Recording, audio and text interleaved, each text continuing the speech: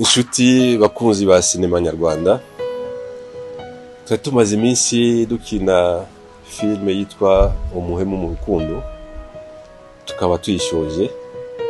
Ni filime nziza irimo inyigisho nziza zubaka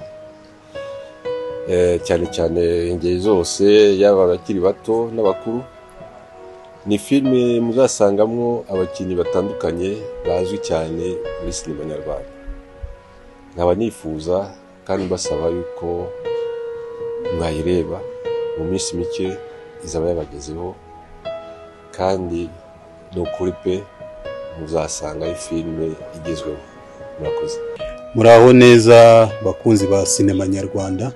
Nagira ngo mbabwire ko hari filime turi kubategurira nziza cyane bita Umuhemu mu rukundo.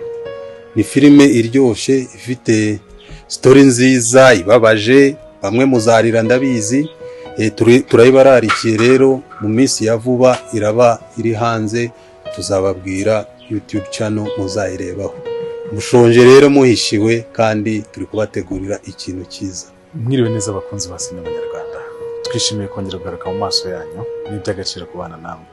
Ikintu turi kubategurira igisasu kigiye kubaturikana muri mujyi wa Kigali cya filime nziza bita Ubuhemu mu rukundo.